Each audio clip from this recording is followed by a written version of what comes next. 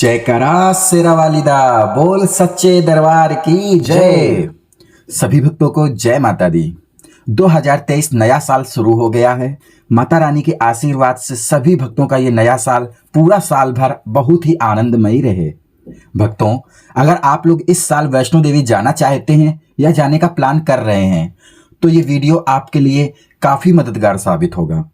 आप वैष्णो देवी कैसे जाएंगे, कहाँ रुकेंगे, कब जाएं, खाने की व्यवस्था कैसे करेंगे, कोविड गाइडलाइन क्या है, कितना खर्च आने वाला है, यात्रा पर्ची कैसे मिलेगी, इन सारी बातों के बारे में हम अपने इस वीडियो में बताने वाले हैं। तो जितने लोग हमारे चैनल में नए हैं, चैनल को सब्सक्राइब कर लें और बेल आइकन को प्रेस कर लें ताकि हमारी लेटेस्ट अपडेट आप तक सबसे पहले पहुंचती रहे। कहते हैं पहाड़ों वाली माता वैष्णो देवी सभी की मुराद पूरी करती है। उसके दरबार में जो कोई सच्चे दिल से जाता है, माता रानी सुखों से उसकी झोलियां भर देती हैं। ऐसा ही सच्चा दरबार है माता वैष्णो देवी जी का। जब माता का बुलावा आता है तो भक्त किसी न किसी बहाने से मां के दरबार पहुंच ही जाता है। जम्मू कश्मीर की हसीन वादियों में कटरा नगर में त्रिकूट पर्वत पर माता रानी का एक गुफा में पिंडी रूप में विराजमान है। यह हिंदुओं का एक प्रमुख तीर्थ स्थल है। यहाँ दूर दूर से लाखों भक्त माता के दर्शन को आते हैं। अब आइए भक्तों, आपको बताते हैं कि आप वैष्णो देवी कैसे जाएंगे। माता वैष्णो देवी की यात्रा का पहला पड़ाव जम्मू होता है। जम्मू तक आप ट्रेन, बस, टैक्सी या फिर हवाई जहाज से पहुंच सकते हैं। गर्मियों में वैष्णो देवी जाने वाले भक्तों में अचानक से वृद्धि हो जाती है क्योंकि बच्चों की छुट्टियां होती हैं और फैमिली सोचती है, मम्मी पापा सोचते हैं चलो बच्चों को माता रानी के दर्शन करा लाते हैं, तो फैमिली टूर भी हो जाएगा और माता रानी के दर्शन भी हो जाएंगे और माता के पूरे परिवार के साथ दर्शन करने चले जाते हैं लोग। गर्मियों में बहुत ज़्यादा भक्त आते हैं तो रेलवे द्वारा विशेष ट्रेनें भी प्रतिवर्ष चलाई जाती हैं। जम्मू से कटरा तक जाने के लिए बस या टैक्सी मिल जाती है। बस का किराया लगभग 100 रुपए होता है जो 2 घंटे में आपको कटरा तक पहुंचा देती है। और अगर आप प्राइवेट टैक्सी से जाना चाहते हैं तो उसका किराया 500 से 1000 तक होता है जो कि लगभग 1 घंटे में आपको पहुंचा देती है। जम्मू से कटरा तक जाने के लिए ट्रेन भी उपलब्ध है।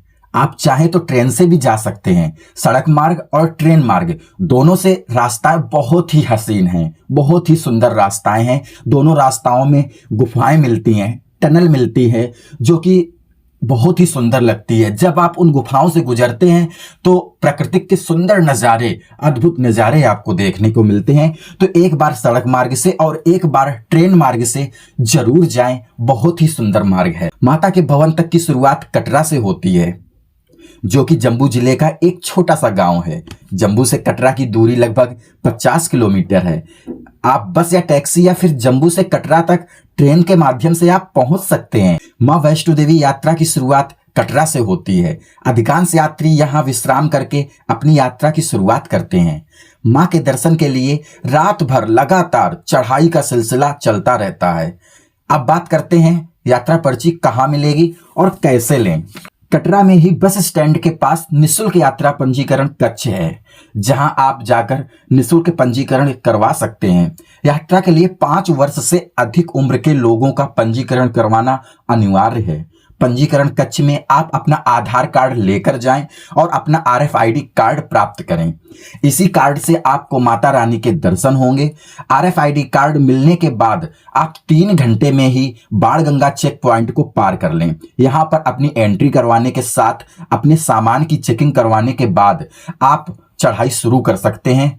यदि आप RFID कार्ड लेने के 3 घंटे बाद तक चेक पॉइंट पर एंट्री नहीं कराते हैं तो आपका कार्ड रद्द हो जाएगा और आगे आपको बाणगंगा मिलेंगी। तो बाणगंगा के पावन जल पर स्नान करिएगा, अपने तन मन को शुद्ध करिएगा और जय माता दी बोलते हुए आगे की यात्रा शुरू करिएगा। जब आगे आप बढ़ेंगे तो आपको चरण पादुका मिलेंगी। चरण पादुका माता रानी के शीश नवाकर आप अपनी यात्रा को फिर से आगे बढ़ाइए। थोड़ा सा जलपान कर लीजिए और फिर से उसी जोश पर अपनी यात्रा को आगे बढ़ाते जाइए। पूरी यात्रा में स्थान स्थान पर भोजन व जलपान की व्यवस्था है। यात्रा के दौरान आप थोड़ा आराम करके चाय कॉफी पीकर फिर से उसी जोश में आप अपनी यात्रा शुरू कर सकते हैं। कटरा से भवन तक चढ़ाई में क्लॉक रूम की सुविधा भी उपलब्ध है, जहां आप अपना सामान रखकर निर्धारित शुल्क पर आप अपनी यात्रा कर सकते हैं। कटरा से 12 किलोमीटर की चढ़ाई पर माता की पवित्र गुफा है। भवन से 3 किलोमीटर दूर भैरवनाथ का मंदिर है।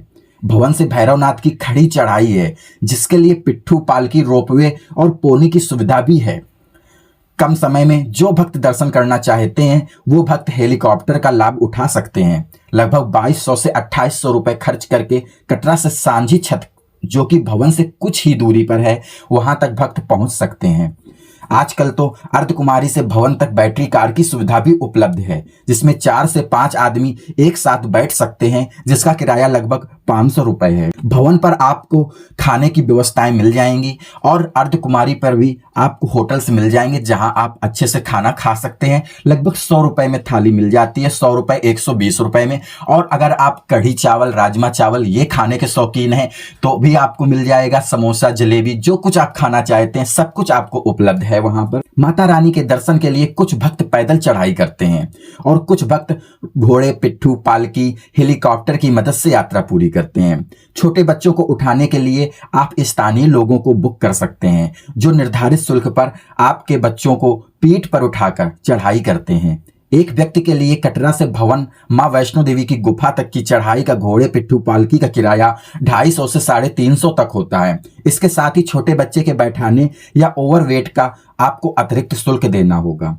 अब आपको जम्बू कटरा तक भवन के आसपास रुकने की व्यवस्था के बारे में बता देते हैं। माता के भवन में पहुंचने वाले यात्रियों के लिए जम्बू कटरा भवन के आसपास स्थानों पर मां वैष्णो देवी साइन बोर्ड की कई सारी धर्मशालाएं हैं, जिनमें आप जाकर निःशुल्क रुक सकते हैं। और होटल्स भी हैं, जहां पर आप 1000 से 1200 रुपए पे करके रुक सकते हैं। होटल्स की पहले से बुकिंग कराकर आप परेशानियों से भी बच सकते हैं।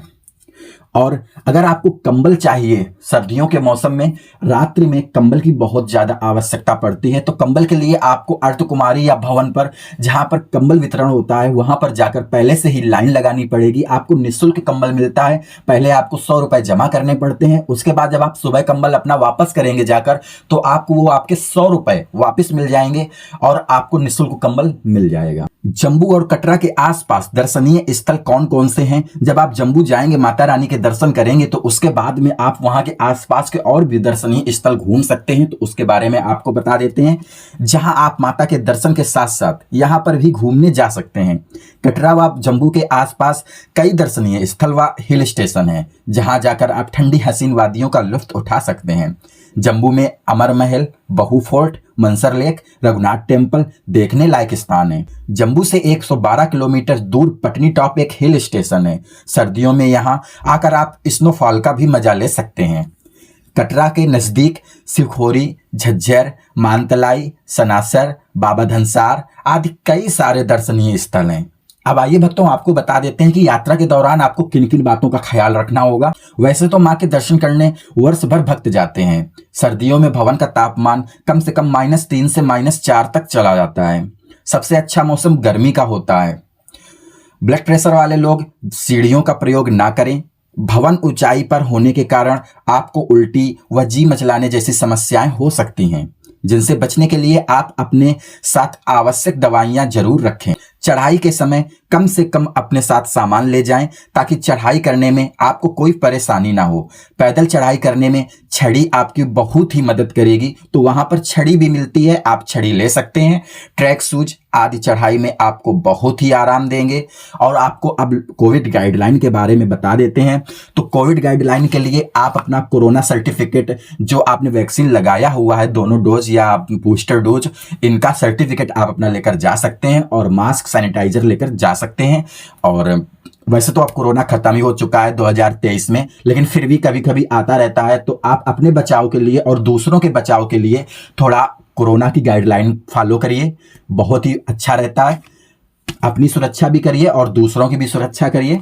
जय माता दी के नाम के जयकारे लगाते जाइए और यात्रा करते जाइए। माता रानी का जयकारा लगाने मात्र से ही आपकी सारी थकान दूर हो जाएगी।